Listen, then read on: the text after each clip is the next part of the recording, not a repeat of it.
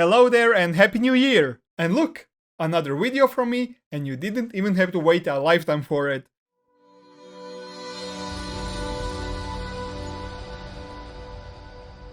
Alright, let's talk about the thing you all want to know, what's going on with the film. Right now, my friend and I are preparing it for the sound design and music scoring. We are also fine-tuning some cuts and polishing a few additional lines in the film. In the meantime, I'm going through the movie shot by shot, and I'm replacing all the previous versions of the shots by making the actual shots in full quality.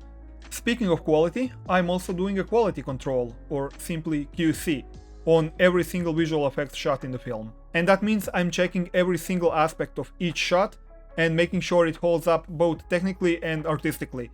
You know, things like edges, color levels, grain, and even checking for some possible artifacts. The goal is to make this film as future-proof as possible, because people will be watching it on their large TVs and some fans even in their own home theaters, you know, the way Nolan intended, so the level of details really needs to be solid. After all, I'm a visual effects artist and my reputation is on the line. I also don't want to end up in a situation where after all these years of work I notice something distracting in the film, or even a story issue, and then I think, oh, I really should have fixed that when I had the chance. I also don't want to release multiple versions of the film, because I have a feeling in the end it would only confuse people. But I'm rambling, let me show you the whole film.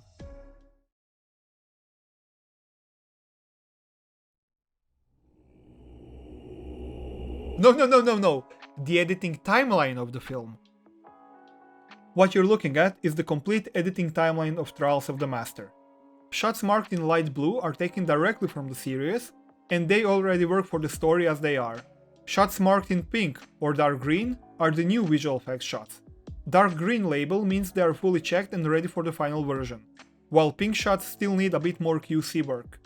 Right now the film contains 741 visual effects shots, and by the end of the film it will be closer to 800. So yeah, that's a lot. For the record, Ex Machina had I think 800 shots, so that's about the same. Out of those 741, around 250 shots are already finished and fully approved for the film. Now, don't let that number scare you. Impress you, sure, but most of the heavy work on the remaining shots is already done. So at this point, I'm just reviewing, tweaking and approving about 3 visual effects shots per day. Now, most of these shots are very subtle changes that you would probably never notice on their own, but they are very important for the overall flow of the rework story. For example, check this out. This shot right here is a visual effects shot, and watching the film, I bet you'd never guess. Why? Well, because all I did was remove a backpack from the original footage. Well, you might ask, why does that matter? Good question, for another time. No, I'm just kidding, I'll tell you now. I'm not that kind of storyteller. A while ago in my community tab, I mentioned that I want to play into Obi-Wan's role as protector of Luke, and so for this reason, the location of his cave is moved closer to the Lars homestead. Now, this change also plays into Uncle Owen's hostility towards Obi-Wan initially, and it also gives emphasis to Obi-Wan's decision to leave the cave in the end. Now think about it for a second. If Obi-Wan lived far across the Dune Sea, like right now in the series, how can he protect Luke if Luke is in immediate danger? And what's the real point of him embracing the future and moving out of the cave if he already lives far away from Luke? So that's why the backpack had to go. Because in this film, Obi-Wan comes home from work, he leaves the backpack on the wall, and he goes outside to watch over Luke. And because he didn't cross the Dune Sea, there's no need for the backpack to be right next to him. And there are hundreds, a literal hundreds of small visual effects tweaks like this one throughout the entire film.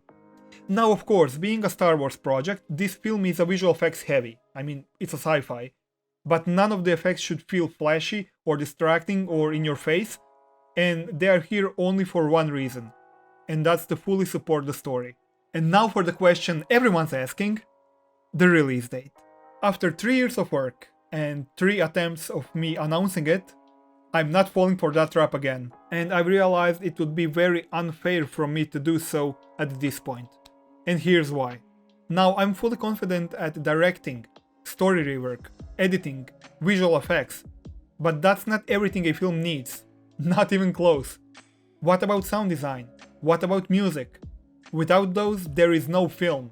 Now, I know what I want in those areas, but I'm neither a composer or a sound designer, so I'll be relying on the people who are experts in their own fields. And since I've spent 3 years working on this film at my own pace, it would really be unfair for me to lock in a release date before somebody else even started working on it. That said, don't panic. Sound design and music scoring usually don't take years, it's from a couple of weeks to a couple of months, and it's usually one artist per field. Unlike here where I have to take on a job of the entire team. So it will go faster. I also want to briefly address some comments I've seen online, and we can tackle some of those in the Q&A session, but it's very important to be said here. Now, it's very clear that some people still have the wrong idea about the scope of work involved in this project. Partially it's on me, I could have explained it better, and partially, well, it's on Dunning-Kruger, I guess. So listen closely, because this part matters. Good films don't just appear in a puff. A modern sci-fi film usually needs a visual effects team of at least 200 people, and they are working on it from 8 months to a year, sometimes and oftentimes even more. And in that period they handle roughly from 1500 to 3000 shots. And that work is spread across many visual effects departments. Up to this point, I've been doing the work of every single department myself. From footage preparation to match moving, rotoscoping, 3D animation, lighting, rendering, compositing, and in the end grading. And that simply takes time. Another important thing to understand. This is not just the Obi-Wan Kenobi series cut down to the 2 hours of film with the fixed look of the Grand Inquisitor. Yes, there are many other fun edits of this series, yes, they took much less time to make, and yes, none of those creators had the Patreon account. In full honesty, Patreon is amazing for me when I need to buy 3D models for the film, software licenses or stock footage, so thank you to my supporters on that. But Patreon mainly exists here because I want to push this channel even further, both in terms of topics and the production quality. Now, if you only want to watch the series in a shorter format, but with much better pacing and with, let's say, fewer issues, go check out the Dispense cut or the Patterson cut. They are both great, and since those edits mostly rely on editing, with some extra visual effects work in Kai Patterson's case, they don't even affect the official canon that much. Trials of the Master, on the other hand, of course uses the footage from the series, so it follows the official storyline to a certain extent, but it also introduces new, intersecting storylines, and each of those affects the main plot in a major way, so it took a lot of work to make everything fit naturally. So this project is way more than just the cut down of the series. It's even more than fan edit. It could be a perfect blend of a fan edit, fan rework and a fan film in the end. So just because of the sheer amount of changes, it's a huge undertaking.